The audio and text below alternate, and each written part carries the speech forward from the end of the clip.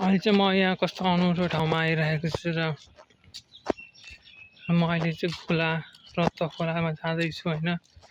अनि यो बाटो हिँड्दैछु।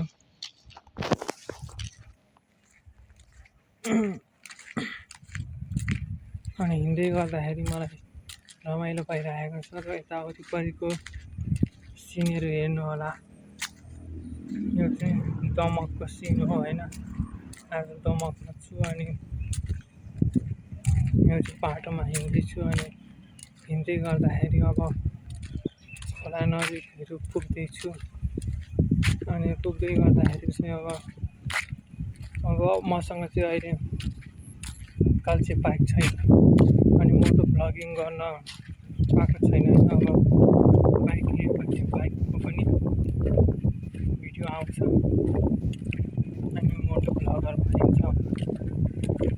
मोटो भ्लगर हुनको लागि चाहिँ अब क्यामेरा चाहिन्छ अनि माइक चाहिन्छ अनि टक्कसँगले भ्लग गर्दै जाने अनि ड्रोन सटहरू पनि युज गरिन्छ। तर फिल्म जस्तो चाहिँ हुँदैन।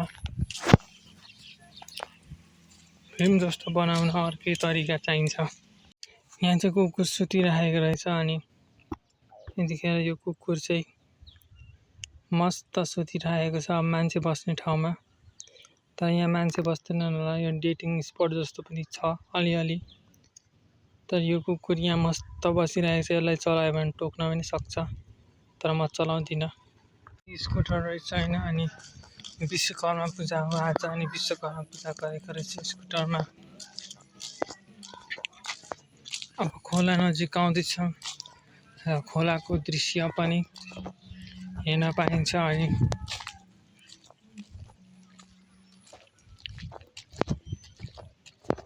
तपाईँहरू चाहिँ अब भोला मधु खानुहुन्छ कि हुँदैन? भोला खानु हुँदैन किनभनेपछि तपाईँहरूलाई बानी लागेको छ होला र 5-10 रुपियाँ गर्दै दिनको तपाईँहरू 7-8वटा भोला खानुहुन्छ। तर म त भोला खान्न अनि त्यही भएर भोला खानु हुँदैन है साथीहरू। भोला खायो भने यहाँ भोलाको खोलहरू पनि रहेछ र यहाँ खाजा घर रहेछ प्रियन्सी खाजा घर। खाजाहरू मैले त भात खाएर हिँडेको होइन यतिखेर अनि यसो अल्छी लागेर भ्लग बनाउँदै हिँडेको। त्यही भएर चाहिँ तपाईँहरूलाई मेरो भ्लग हेर्न कतिको रमाइलो लाग्छ होइन। मेरो गफ सुन्ने त हो, सुन्दै पनि गर्नुहोला। च्यानललाई सब्सक्राइब लाइक गर्नुहोला र धेरैजनामा सेयर पनि गर्नुहोला। त्यसो गर्दाखेरि युट्युबमा बुस्टिङ हुन्छ र तपाईँहरूकै कारणले म अगाडि बढ्न सक्छु र तपाईँहरूको साथ धेरै अमूल्य हुन जान्छ। र यहाँ कस्तो राम्रो रोड आइसकेको छ अनि यहाँ माथि पछि अब यहाँ खोला आउँछ होइन। अनि खोलाहरू हेर्नु होला। रत्त खोला दमकको सबभन्दा ठुलो खोला। यहाँबाट टक्क देखियो पनि होला खोला।